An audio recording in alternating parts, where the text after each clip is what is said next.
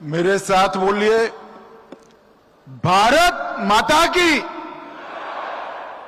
क्यों भाई, काफी युवा है, क्या हो गया राजस्थान वालों की आवाज को? ऐसी आवाज नहीं होती भाई। दोनों हाथ उठाकर विकसित राजस्थान के संकल्प की मुट्ठी भींच कर बोलिए। उठाइए जरा दोनों हाथ अंत तक और प्रचंड आवाज से बोलिए, भारत माता की। वंदे वंदे। मंच पर उपस्थित राजस्थान के लोकप्रिय मुख्यमंत्री श्रीमान भजनलाल जी, राजस्थान उच्च न्यायालय के मुख्य न्यायमूर्ति श्रीमान संजीव प्रकाश शर्मा जी, राजस्थान की उप मुख्यमंत्री श्रीमती दिया कुमारी जी, राजस्थान के उप मुख्यमंत्री डॉक्टर प्रेमचंद बेरवा जी, संसद सदस्य और भाजपा के प्रदेश अध्यक्ष श्रीमान मदन राठौड़ जी, विधि मंत्री राजस्थान जोगाराम पटेल जी, केंद्रीय गृह सचिव श्रीमान गोविंद मोहन जी, मुख्य सचिव राजस्थान श्री सुधांशु पंत जी, पुलिस महानिदेशक राजस्थान श्री राजीव कुमार शर्मा जी, श्री आलोक रंजन जी, यहां पर उपस्थित राजस्थान कैबिनेट के सभी सम्मानित सदस्यगण, विधायकगण, सांसदगण और न्यायपालिका से और न्यायिक प्रक्रिया से जुड़े हुए और जुड़ने वाले सभी लोगों का मैं मन पूर्वक अभिवादन करता हूं, प्रणाम करता हूं। भाइयों बहनों, आज का कार्यक्रम एक प्रकार से विकास और न्याय दोनों का समन्वय करने वाला कार्यक्रम है। एक और तो तीनों आपराधिक नए कानून जिसके माध्यम से देश की आपराधिक न्याय प्रणाली में हम आमूल चूर परिवर्तन करना चाहते हैं। देश भर की जनता को संविधान से मिले हुए सारे अधिकार समय पर और सुलभ तरीके से मिले, ऐसी व्यवस्था करना चाहते हैं। इसका परिचय कराने वाली एक अत्याधुनिक प्रदर्शनी यहां पर शुरू हो रही है। और दूसरी ओर राजस्थान के विकास को तेज गति देने के लिए राइजिंग राजस्थान में जो 35 लाख करोड़ के एमओयू हुए, उसमें से 3 लाख करोड़ के एमओयू जमीन पर उतर चुके थे और 4 लाख करोड़ के आज भूमि पूजन का कार्यक्रम इसी मंच से समाप्त हुआ है। और इसके साथ हजारों करोड़ रुपए के विकास के कार्यक्रम यहां शुरू हुए हैं। मित्रों, आज का दिन बहुत महत्वपूर्ण दिन है। भजनलाल जी ने यहां एक प्रदर्शनी लगवाई है। मेरा उनसे आग्रह है कि प्रदर्शनी का कार्यकाल थोड़ा बढ़ा दीजिए, समय बढ़ा दीजिए, दीपावली के अगले दिन तक इसको कर दीजिए। और मेरा इस सार्वजनिक कार्यक्रम से आपराधिक न्याय प्रणाली से जुड़े हुए सभी लोगों को, चाहे वो पुलिसकर्मी हो, चाहे अधिवक्ता हो, चाहे अधिवक्ता बनने वाले विद्यार्थी हो, ये सभी को मेरा विनम्र अनुरोध है कि आप इस प्रदर्शनी को जरूर देखिए, क्योंकि आने वाले दिनों में हमारी आपराधिक न्याय प्रणाली में जो एक बहुत बड़ा परिवर्तन आने वाला है, ये प्रदर्शनी उसको सटीक तरीके से दिखा रही है। इसी के माध्यम से आप जान पाएंगे कि 160 साल पुराने कानूनों को समाप्त कर नरेंद्र मोदी जी जो नए 3 कानून लाए हैं, इससे किसी भी एफआईआर देश भर में 2027 के बाद होगी। पूरी व्यवस्था लागू होते होते 2 साल और लगेंगे, परंतु 2027 के बाद जो भी एफआईआर होगी, इसको 3 साल के अंदर ही सुप्रीम कोर्ट तक न्याय देने की व्यवस्था इस कानून से हो जाएगी। पूरे देश में कोई किसी के भी साथ अन्याय होता है तो वो कोर्ट में जाना पसंद नहीं करता है।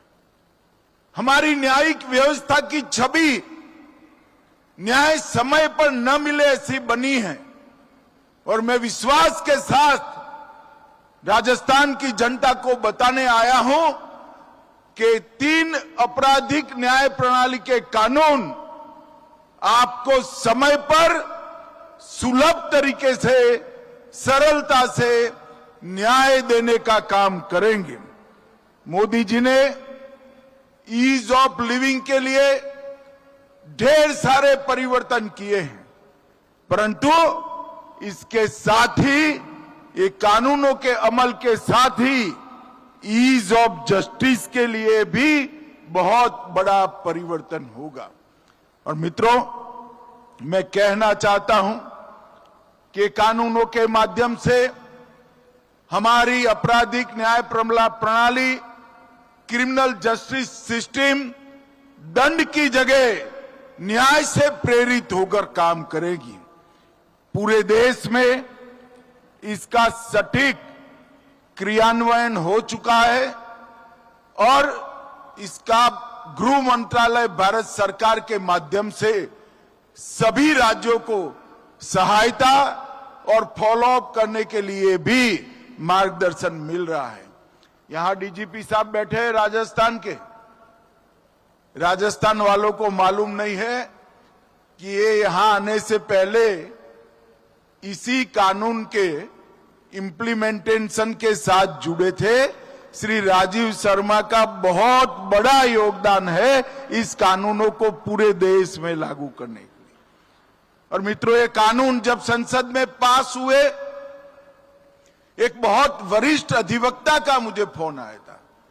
कितने सालों से मैं न्याय दिलाने का काम करता हूं, मगर अंग्रेजों द्वारा बनाए हुए, अंग्रेजों के पार्लियामेंट में पारित हुए और अंग्रेजी शासन बचाने के लिए बने हुए कानून की जगह भारतीयों ने बनाए हुए, भारतीय संसद में पारित हुए और भारतीयों को न्याय दिलाने वाले कानून की ये शुरुआत एक ऐतिहासिक बात है। और मित्रों, इससे एक लंबी हमने चर्चा की, प्रक्रिया की। 3200 से अधिक सुझाव कई जगह से आए। 42 सांसद, अनगिनत आईपीएस अफसर, हाई कोर्ट, सुप्रीम कोर्ट के अधिवक्ता, जज साहब, कई लोगों के सुझाव per day to day consider कर मीटिंगें कर लगभग 3 साल की लंबी प्रक्रिया के बाद ये कानून बने हैं। ये कानून में महिला और बच्चों के खिलाफ अपराधों के लिए अलग चैप्टर दिया है। एफआईआर और 0 एफआईआर का प्रावधान किया है। सभी जब्ती की वीडियोग्राफी अनिवार्य कर दी है और 7 साल से ज्यादा सजा जिसमें है, ऐसे हर अपराध के लिए फॉरेंसिक जांच को हमने कंपलसरी किया। और मैं आज राजस्थान की जनता को बताने आया हूं, राजस्थान में सजा कराने का दर 42% था, 42%। पुलिस 100 लोगों को पकड़ती थी, इसमें से सिर्फ 82 लोगों को सजा होती थी। ये कानून लगाए हुए 1 ही साल हुआ है और ये 42% को हम 60% तक पहुंचाए। और मित्रों, मैं आपको विश्वास दिलाता हूं, जब इसका संपूर्ण इंप्लीमेंटेशन हो जाएगा, ये 60% से भी बढ़कर 90% तक सजा का दर जाएगा। ये सभी प्रकार के वैज्ञानिक प्रावधान इस कानूनों में किए हैं।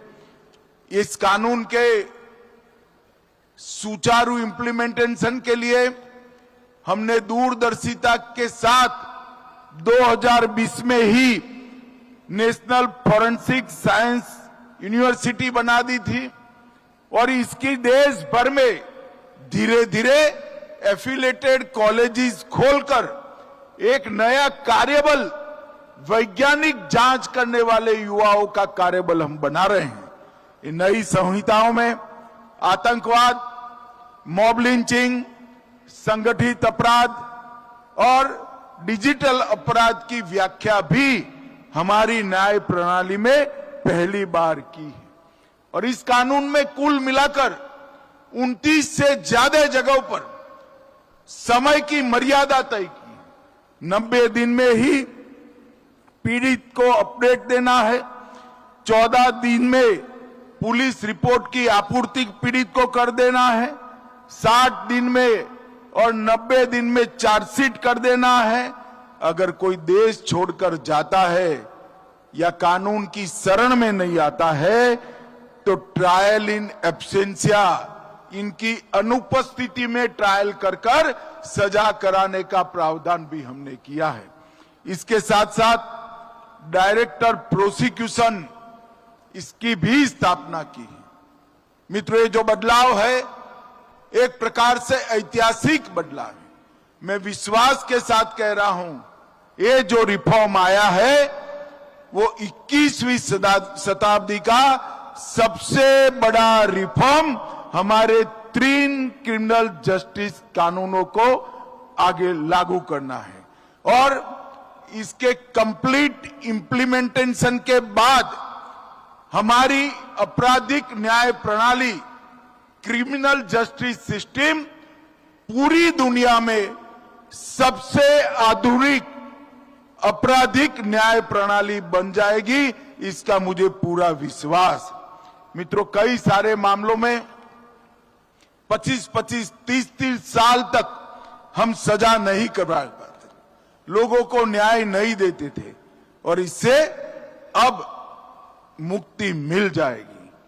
जब हमने तय किया 60 दिन में चार्जशीट कर देना, चालान लागू करना और 90 दिन गंभीर अपराधों के लिए, तब सबके मन में संशय था ऐसा हो पाएगा। सिर्फ 1 साल हुआ है, देश में लगभग 50% से ज्यादा चार्जशीट समय पर होने लगे हैं और मुझे पूरा विश्वास है 1 और साल में ये 90% तक पहुंच जाएंगे। इसके तहत लाखों पुलिस अधिकारी, हजारों न्यायिक अधिकारी और एफएसएल के कर्मचारी, जेल के कर्मचारी, सभी का ट्रेनिंग का काम भी हमने पूरा कर दिया है। आई गॉट पोर्टल के माध्यम से भी ट्रेनिंग और प्रशिक्षण हो रहा है और अब कहीं पर भी पर्सनली कोर्ट के सामने जाने की गुंजाइश बहुत कम छोड़ी है। जेल से भी अपराधी वीडियोग्राफी से अपनी पेशी लगाएंगे। अलग जगह पे कोई पुलिस अधिकारी है तो वो भी वीसी से पेश हो सकते हैं। बैंक के कर्मचारी, अस्पताल के डॉक्टर और एफएसएल के वैज्ञानिक, वो भी वीसी से अपीयर होंगे। इससे ढेर सारा समय का भी बचत होगा, पैसा भी बचेगा और पुलिस कस्टडी से भागने की संभावना लगभग जीरो हो जाएगी। मित्रों, ये कानून को मेरा फिर से एक बार करबद्ध निवेदन है आप सभी से कि ये जो प्रदर्शनी लगी है, ये राजस्थान के आपराधिक न्याय प्रणाली से जुड़े हुए सभी अंग उपांग के अंदर कार्य कर रहे सभी लोग इसको जरूर एक बार देखें। मित्रों, आज 4 लाख करोड़ के निवेश प्रस्तावों की ग्राउंड ब्रेकिंग सेरेमनी हुई है। जब यहां पर राइजिंग राजस्थान का समिट चल रहा था, मैं भी आया था। मैंने गहलोत साहब का एक कमेंट पढ़ा था कि 35 लाख करोड़ के एमओयू तो किए, जमीन पर कितने उतरेंगे। उस वक्त तो हमने किसी ने जवाब नहीं दिया था, मगर मैं आज गहलोत साहब को कहना चाहता हूं, गहलोत साहब, ये भारतीय जनता पार्टी की सरकार है, ये कांग्रेस की सरकार नहीं है। हम जो कहते हैं वो करते हैं। और भाइयों बहनों, मुझे आनंद है कि इतने कम समय में भजनलाल सरकार ने 35 लाख करोड़ में से 7 लाख करोड़ के एमओयू को जमीन पर उतारने का काम किया है।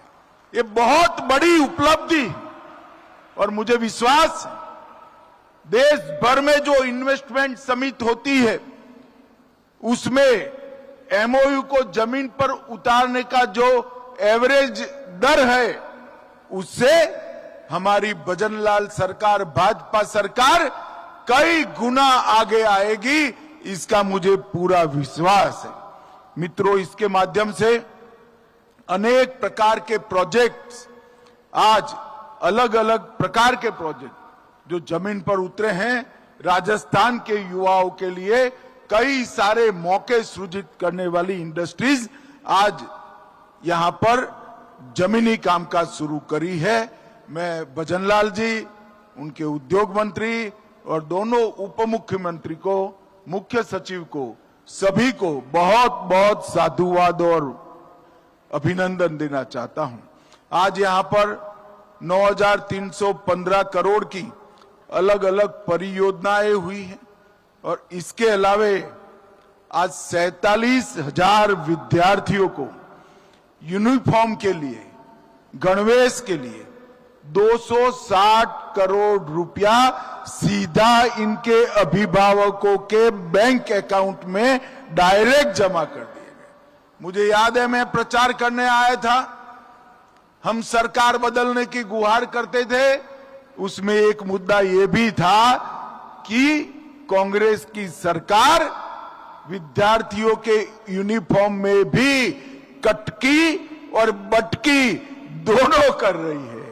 आज भजनलाल जी ने पारदर्शिता से सबको ऑनलाइन देना शुरू किया है।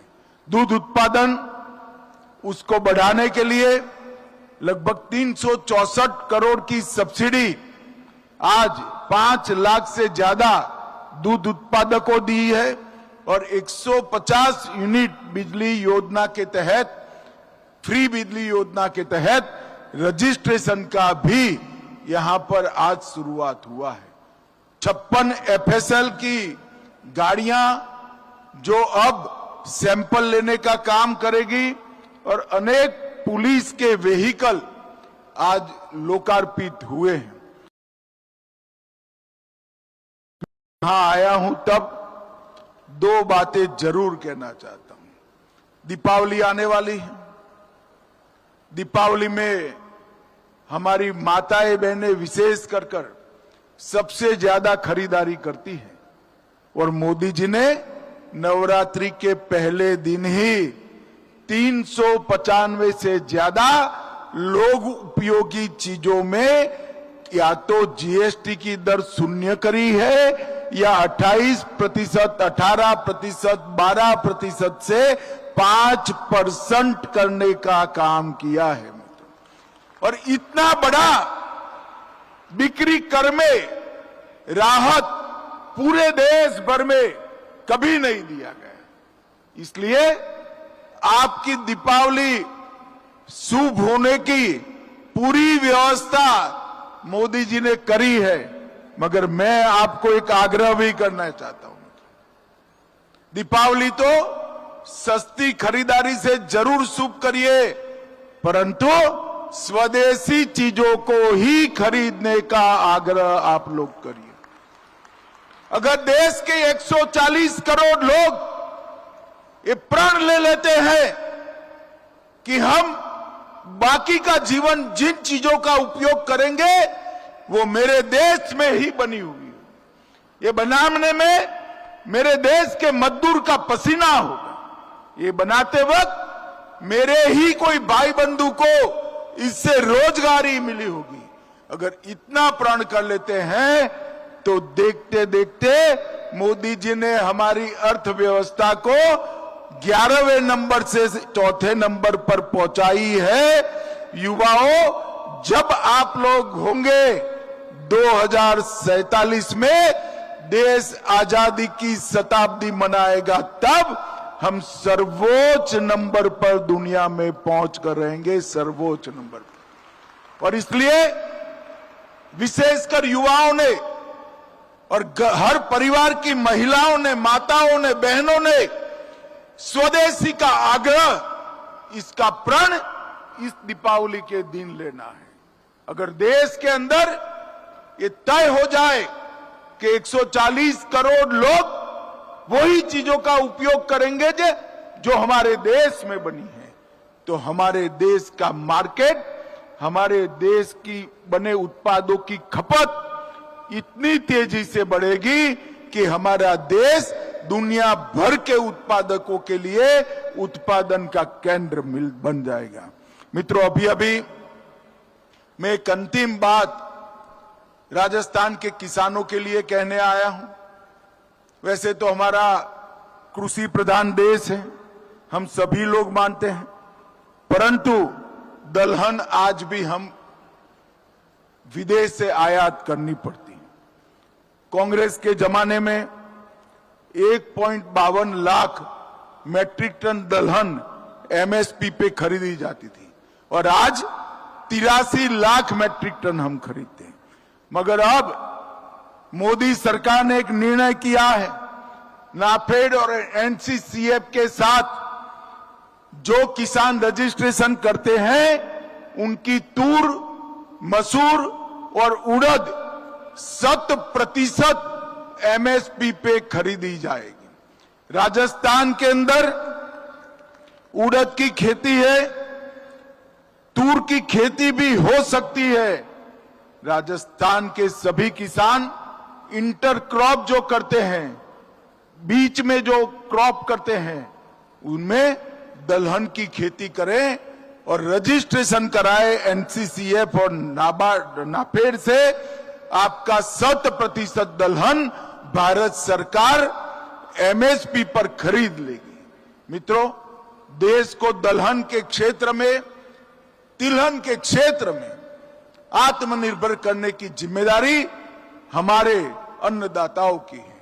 मैं राजस्थान के सभी किसान भाइयों को निवेदन करने आया हूं कि दलहन का उत्पादन बढ़ाइए, नाफेड और एनसीसीएफ के साथ आपका रजिस्ट्रेशन करिए और एमएसपी पर आपका सारा दलहन का क्रॉप भारत सरकार खरीद लेगी। भाइयों बहनों, आज फिर से एक बार राजस्थान सरकार के गृह मंत्रालय को मैं हृदयपूर्वक शुभकामनाएं देता हूं। इन्होंने एक बहुत सुंदर प्रदर्शनी यहां पर लगाई है, आप सभी जरूर उसको देखिएगा और आपराधिक न्याय प्रणाली में आपके लिए जो अधिकारों को सुनिश्चित किया है उसकी जानकारी प्राप्त करिएगा और आपराधिक न्याय प्रणाली को सफल करने के लिए नागरिक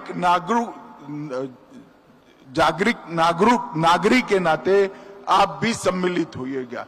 फिर से एक बार भजनलाल और उनकी पूरी टीम को 7 लाख करोड़ के एमओयू को जमीन पर उतारने के लिए बहुत बहुत बधाई और आगे के लिए शुभकामनाएं। मेरी बात मैं यहीं समाप्त करता हूं। मेरे साथ जरा जोर से बोलिएगा, भारत माता की, अरे जोर से बोलो भाई, ऐसा नहीं चलता।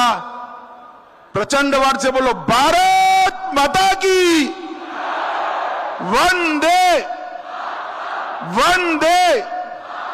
सभी को राम राम।